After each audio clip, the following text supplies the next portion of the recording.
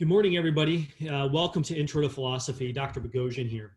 I hope you are holding up and doing well, keeping up on your readings and the lectures and notes, and really getting in a good groove with class. I want to just mention that I'm very proud of you for how you've been doing the discussions, the discussion boards as a class, as well as your increased improvement on the exams related to the different units of material. So keep that up. If you're ever looking for tips and ideas for how to improve, I'm more than happy to arrange a meeting with you, an office hour kind of meeting. We can do that over Zoom or over the phone. But I do want to encourage you to connect with some of your classmates, maybe set up a study group. That I think will help many of you in terms of your performance on the exams in particular. Without further ado, I want to go ahead and jump into our new unit of material that we're starting this week. We're starting into questions related to philosophy of the human person. And we're going to focus our lecture material around two themes or two topics. One is the broad topic of what is a human being? Are we purely physical, material beings? Or is there something else to us besides our material, physical aspect or bodies, or what something like a mind, a soul, a spirit, a self, or something like this? Does it take both of those kinds of things to compose a whole living human being? Question number two is related to our actions and choices as persons. Do we ever make free choices, or all of our decisions and choices predetermined by our biochemistry and our upbringing, that plus the past states of the universe, or those two things plus some predeterminations by God or some other divine being?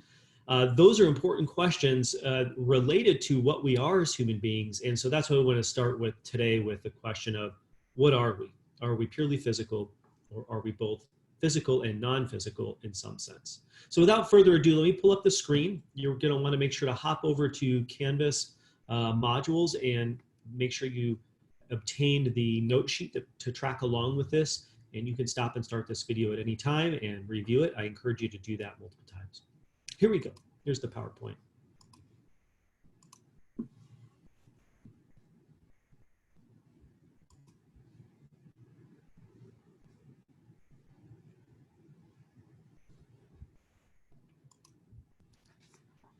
Okay, if you had a chance to read the introductory section, I think your textbook does a nice job introducing each new unit of material.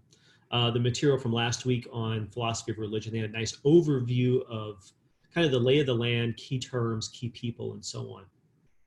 The same is true of this section, as well as the section on free will.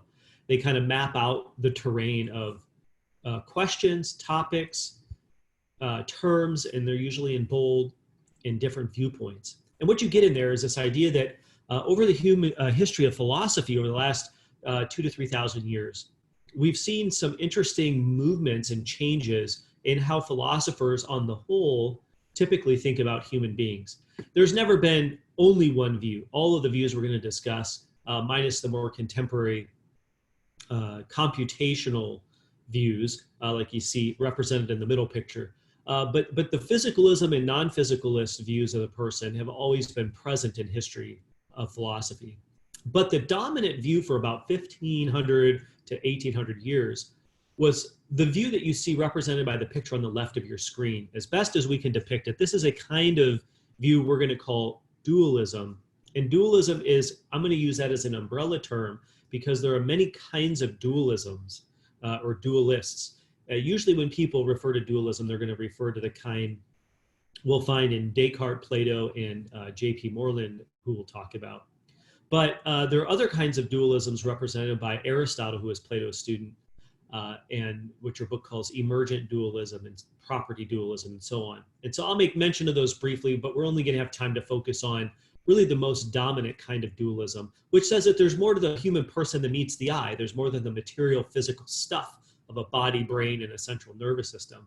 There's something, psychologically deeper, right, about us and our conscious awareness, let's say, that makes us human, right? Or combined with our embodiment makes us human. We might call that a soul, a self, a spirit, a mind, consciousness, and so on. All the way over to the right, far right picture, you have this blue and a sort of lit up picture of the brain. Now, often when we see pictures of the brain in recent times, when a cognitive scientist or a neuroscientist is being interviewed, oftentimes you see different colors to map out the different regions of the brain, the right frontal,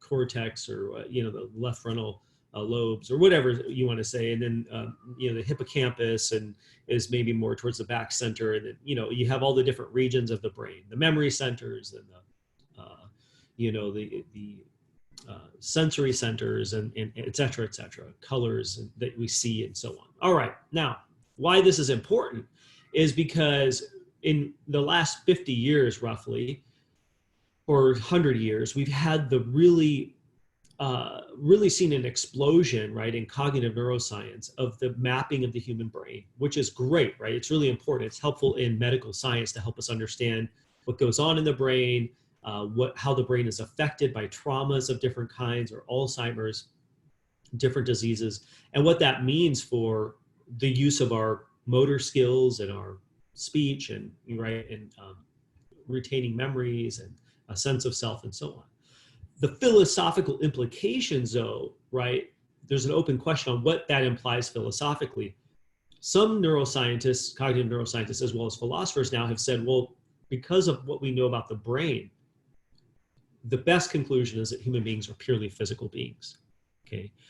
There is no self or soul or,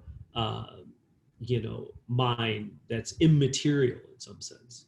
Whatever is true of the person has to be true of has to be cashed out in physical material terms.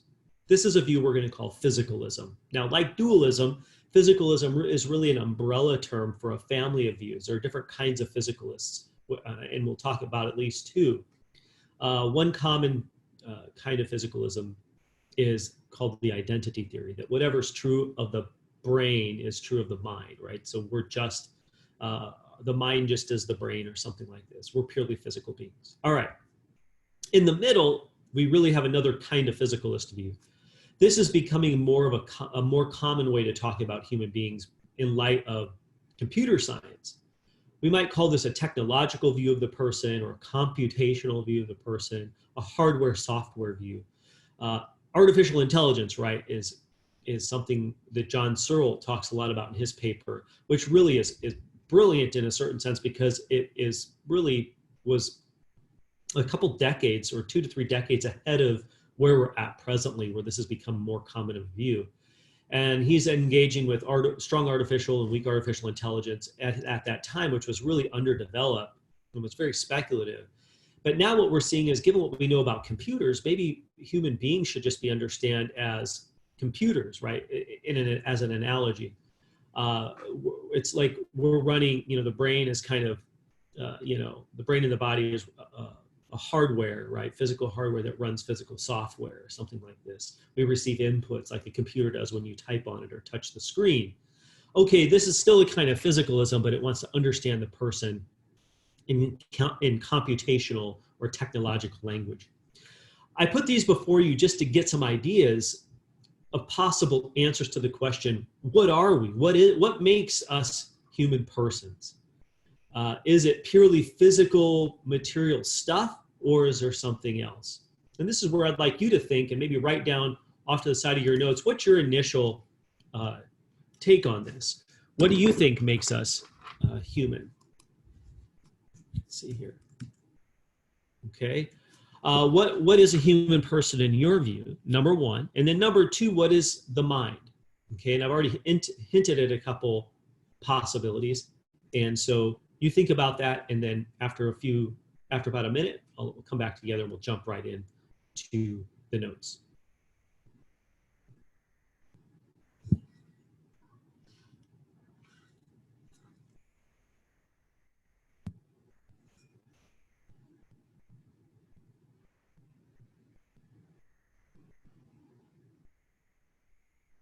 All right. The first question is really important generally, but also philosophically, because what a human person is going to impact how we think about all sorts of things. The difference between a living human being and a corpse.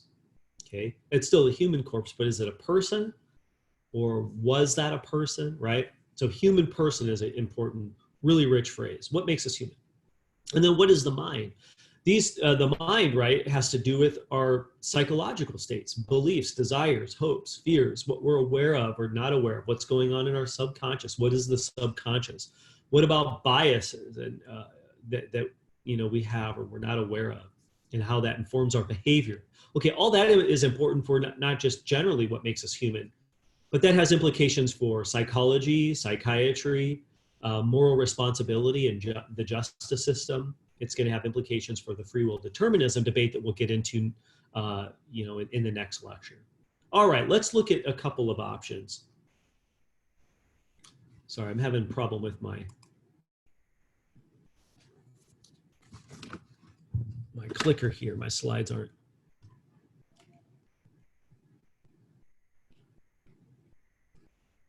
All right, let's try it this way. There we go.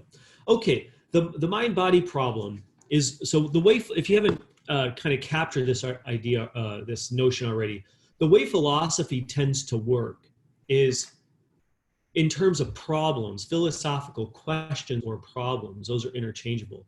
What is a person? Well, the problem arises when we start offering answers to that, and there arises a tension, okay? And so the problem, the philosophical problem is this. Okay, well, you might have said, well, maybe, look, we have this physical body and a physical brain, but then I have thoughts that I'm aware of, and I don't see my brain, but I know I'm aware of my thoughts of what I'm thinking about this topic, what I'm thinking about later today if I have to go to work, or the concerns you have with your life, your hopes for your future, your dreams, for your education, and so on.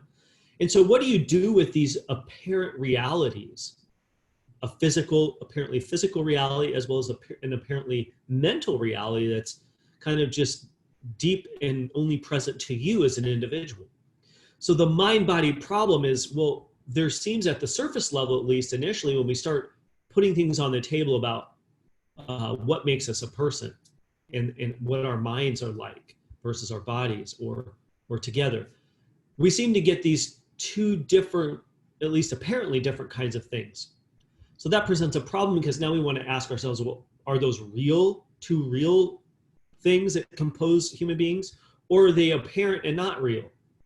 And that's where we now are going to posit answers to the question, which are philosophical solutions or answers to the philosophical problem. Now, it's important, I'm using the language philosophical problem because even though neuroscientists talk about this issue and psychologists talk about this issue, at its heart, the question of what is a person, human person, is a philosophical question because it's a metaphysical question about human beings. It has psychological implications or implications for the field of psychology. It has implications for the field of legal theory. It also has implications for, medical science and so on. But what is the mind or what is the brain? That is a philosophical question. So at the point at which a scientist starts answering this question, they're no longer doing just science, they're doing philosophy and science together.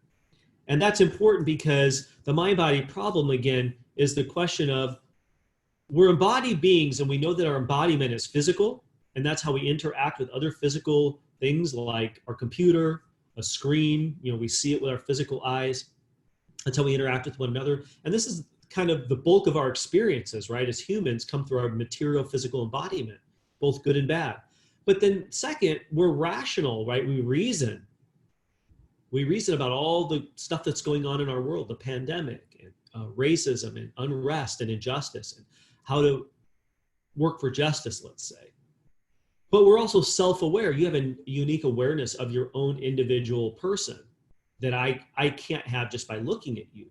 You're aware of your own mental states and desires and hopes and fears and anxieties and optimism and so on. And this seems to make us unique. It makes us different than this water bottle, which is an inanimate object. Our self-awareness and rationality, at least in part, animates us, right? Gives us life and helps us be a living human being. Now, the question is, how do we account for these two apparent realities of what is, makes us human? Are they one and only one reality that it just seems to be described in two ways? Or are they really two realities? That's our problem. Here are some answers. One answer, as we said, which was the picture on the left-hand side of the screen, is what's called mind-body dualism, or mind-brain dualism, or body-soul dualism. Okay, those are all, this kind of dualism says, going all the way back to the philosopher Plato, he believed that the mind and body are two different kinds of things. They're really the mind and the soul, and the soul and the body, and the mind is sort of an aspect of the soul. Bodies are physical realities. Okay, they are composed of parts, and but the soul is a unique, simple, singular whole, right? That is immaterial. It has, if you will, aspects to it like a diamond does, but you can't take off the sides of the diamond, right? They're aspects of one whole thing, and the soul is like that. The soul has a mental aspect, which might include thought as well as feeling and emotion. It has an active aspect, right, from which we decide and act, a relational aspect, and so on. All right, so minds and brains, or souls and bodies, are two things, and they're different in kind. Descartes picks this up from Plato and says, look, here, let's get a little bit more clear. Let's drill down on their differences. Minds are not spatially located. Souls are not spatially located. So even if you were both a body and a soul, your soul, strictly speaking, is not sitting in the couch or the chair in your room or living room in your home in front of your phone or computer or tablet. Your body is sitting there, but your mind doesn't have mass, right? It doesn't weigh 150 pounds or whatever you weigh, right? It doesn't take up a certain amount of feet, okay, or space in a chair or in a room. And your mind cannot literally be broken apart. We'll come back to questions related to psychosis and other maybe, let's say, mental fragmentation, but that's going to be more of a metaphor, loose speaking. Literally speaking, the mind is always whole, and you can't part it out. You can't detach the thought aspect from the rest of the mind, or the emotions aspect. We can conceptually distinguish them, and we need to, but you can't literally take them apart like you can body parts, which we'll get to. And minds have the distinct capacity to think. Your finger doesn't think. Your mind thinks and uses your finger to click on the clicker on your, click on the buttons on your phone, or touch the touch screen or on your computer. But only minds can think. Bodies, on the other hand, are extended in space. They have mass, they are extended in space, and they can literally be broken down. We can dismember, right, physical things. We not only conceptually distinguish them, we can literally break them down. And bodies themselves cannot think. No tissue, not even the brain on Descartes' view, actually thinks. The brain by itself, being a brain, has no thinking abilities. The brain is used by the mind and needs a mind to use it in order to, if you will, think. It's really minds that think, but they use the physical instrument, right? And we'll come back to that. Now, let's suppose this kind of dualism is true, just for the sake of argument. This is a really common view, and I imagine some of you hold this view. Many people say, oh, yeah, well, maybe this is what you wrote down, right? We're both body and soul, or we're both mind and body, mind and brain. Those are different kinds of things. They're not one and the same thing. It's not just two ways of talking about one thing. There really is, we really have a mind. That's where our thoughts reside. And then we also have a brain and a body, and that's distinct. They're united in some way, but they're distinct. Okay. The main problem for this view is called the interaction problem. And the interaction problem for Cartesian dualism, we call it in philosophy, is, well, even if you say that they're two things, how exactly is it that a material brain and a physical body literally interacts with a non-physical thing? Because they're radically different kinds of things, right? Suppose the mind and the body are distinct. How is the mind affected by the body and the body affected by the mind? How do the two kinds of things affect each other, right? Two physical things, right? My hands hitting together, I can not only see that with my physical eyes, I can feel it, and I can explain it in physical terms. But how is it that an immaterial self or soul or mind, what have you, interacts with the physical and literally affects it? And how is it that the physical affects the immaterial? there are some possible answers to this problem. In fact, this problem is what has moved many contemporary philosophers away from dualism, okay, of this kind at least. And that's because in their view, it's an unresolvable problem. The possible answer here is that the mind and the body don't interact, right? They just parallel each other. If you go read the Stanford Encyclopedia of Philosophy article online, which is free, just go type in dualism or mind-body problem. They have parallelism as a kind of dualism. This is the idea that, we're both body and soul, and they're two different kinds of things, and they're like railroad tracks that parallel each other all through our lives, right? They're parallel, but they never touch. There's no contact point. And since there's no contact point, there's no interaction, but that doesn't mean that they're not real. Just like there are two train tracks that never touch, and they're still both real, and they still both affect something, right? The train and its direction. The problem with this view is this kind of gives up the game and makes you as a person or me as a person mysterious. It makes minds wholly a mystery. Well, why? Well, because now, at least with the physical tracks, right, we can see both of them. In the case with the mind or the soul, we can't see your mind or soul. In fact, we don't know that you can even see it, right? In the strict sense, there's no sense of it. In the objector here is talking about like a physical sense, right? We can't see, taste, touch, or feel it. And this is what moves many philosophers to a kind of what we're going to call, there we go, materialism about the mind.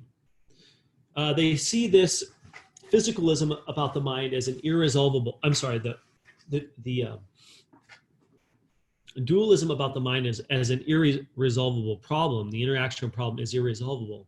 And so they say, well, let's, instead of going with parallelism, which just makes the whole thing more strange, let's collapse the two things into one and say, look, really what's going on here is we're purely physical beings, we're purely material beings, we're a body, a brain, and a central nervous system. And so what we need to do is redescribe what we think is our minds or our mental lives in terms of physical stuff, because the mind is identical to the brain. They're equal. They're one and the same thing. They might be two different words to describe what's here, but they aren't separate. They're only separable linguistically, but they're not separable in any other sense, right? But to do this, the materialist has a task now, a job, to figure out how they have to tell us how to redescribe thoughts, beliefs, hopes, fears, truth, and so on in terms of physical brain language, physical talk. Can they do it? Well, they believe that they can do it. And one way that they attempt to do this is through a philosophical theory called the identity theory of mind. And in Paul Churchland's paper that you were to have read, both he and J.P. Moreland in his paper define and describe identity theory. Okay, and identity theory of the person or of the mind is the idea that any statement of a mind is really a statement about a body or brain. Whatever is true of the mind is really just a truth about something physical, and so we need to reconfigure our language, this mentalese, right? Or what Churchland calls folk psychology. It's really everyday human being talk about what we call a mind. Let's put that in scare quotes. Redescribe it in terms of, so pain isn't a mental state that's private to me. Pain is C fibers firing. C fibers are the area of the brain that are lighting up on a neuroscanner machine that a neuroscientist can see if your brain is hooked up when let's say they prick you with a pin and put you in a pain state. And so here we go. I am in pain just means C fibers are firing. I am in pain just really can be redescribed in physical terms. C fibers in our brain are firing. And what we'll see is anytime someone's in a pain state, that's what's going on. C fibers, that region of their brain is lighting up. Anytime you're experiencing pleasure, the pleasure centers are lighting up. And we would just redescribe I am feeling good in those terms, right? And so what we would all get, let's say, as part of our education, if the whole world were identity theorists, is a new kind of cognitive neuroscientific brain language to catch ourselves and then redescribe what's going on. So if someone says, how are you doing today? And you're in pain, you'd say, well, C fibers are firing. or if you're feeling awesome, right? You just aced an exam and they ask you how you're doing. You'd say, you know what, my pleasure centers are lighting up, or whatever, and in whatever technical language for those that we have. And so here we go. We would like, hold on, I'm gonna go through this real quick here. What Churchland says is, I'm gonna skip through this here, Churchland's view, because I took it out of your notes. Okay, and I may come back to it.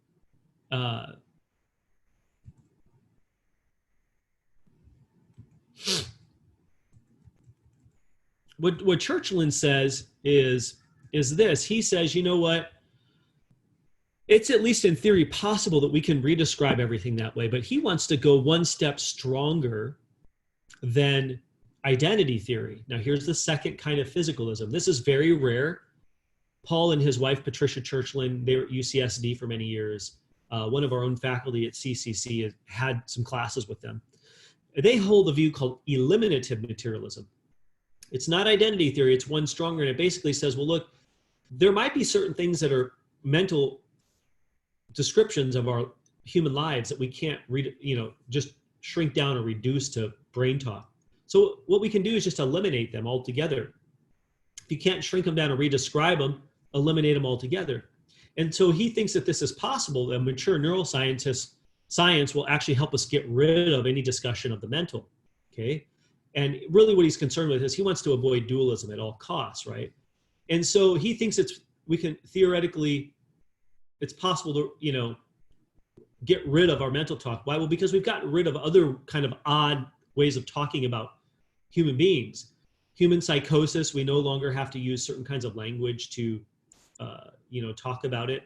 We don't have to use like reference to spirit beings like demons or demon possession. We can just talk in terms of brain chemistry, right? The bottom line is that human beings aren't a self, a soul, or a person. We should eliminate that language. So instead of calling you a human person, you're just a human, right, organism. And so he thinks this is theoretically possible because dualistic kinds of language, folk psychological language, is inept, has proven inept to predict anything about human, the going on in human brains, human behavior, and explaining these features of our lives. And so it needs to be replaced by neuroscientific talk. Now, someone like a dualist, the common sense, CS is the common sense person who thinks, well, no, there's more to us than the brain and the body. They might say, well, no, even if it's true that we can't explain, that dualism can't explain everything about human beings, it doesn't follow, right, that dualism is false. It just means that maybe dualism needs to figure out how to accommodate into their theory, their philosophy of the human person, the neuroscientific data. And so maybe they could integrate scientific discoveries into their own view. Maybe they can explain how it is that a person who is obsessive compulsive and has that disorder, how they actually are behaving, right, and not free to make certain non-compulsive decisions because of what's going on in their brain.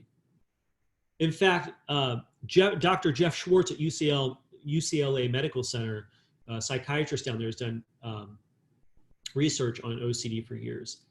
And he moved to a kind of dualism away from physicalism because what he was having his clients do, he was meditate and reflect and journal on their obsessive compulsive behaviors. And he would have them do some cognitive behavioral therapy and these sorts of things to attend to the good in their life. Let's say they were obsessing about negative things, that nobody liked them in their family. Everybody thought they were a failure.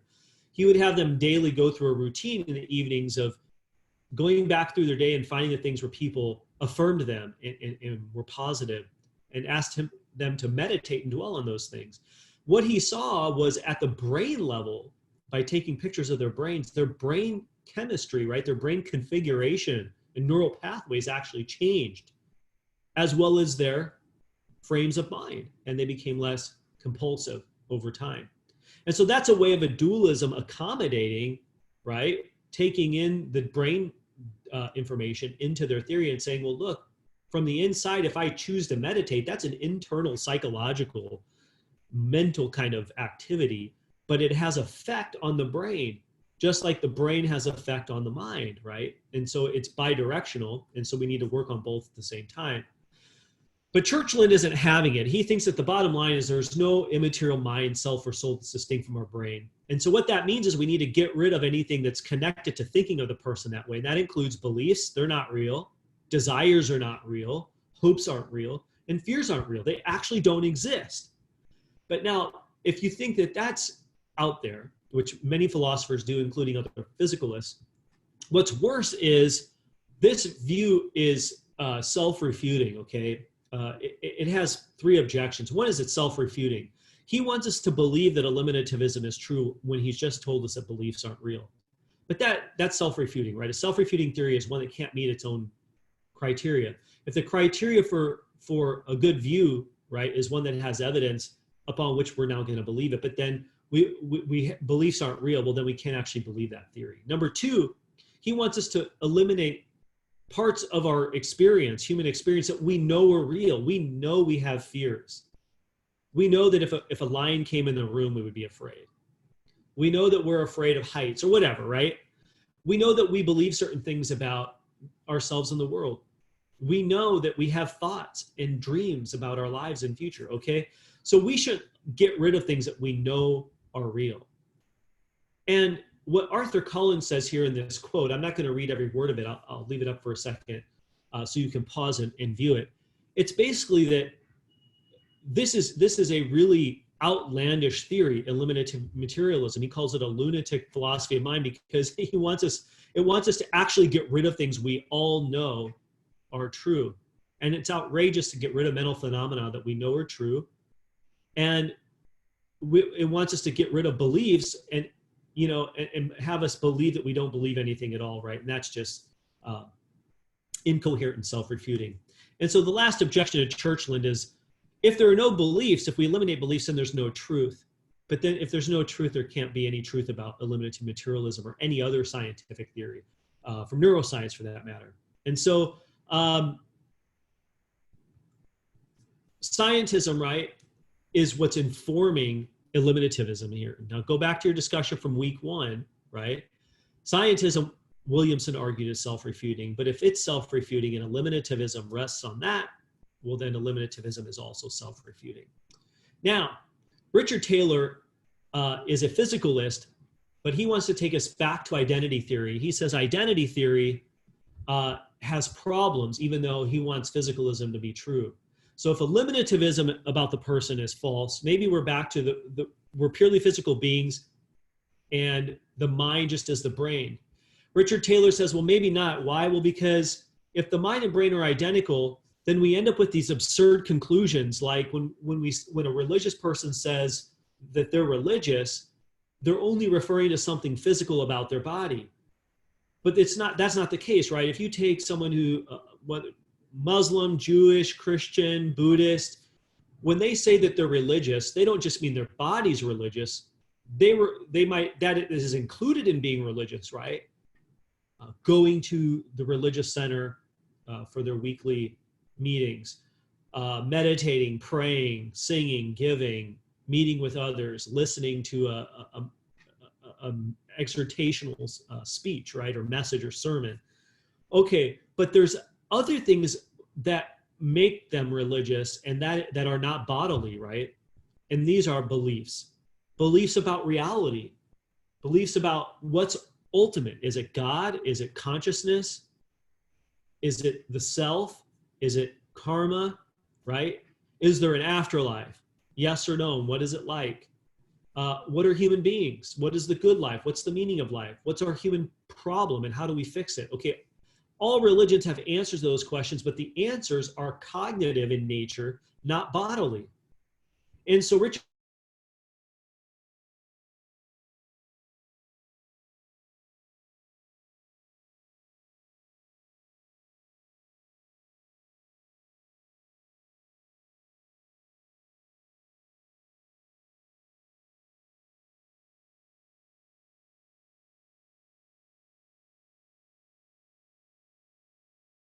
I am religious just means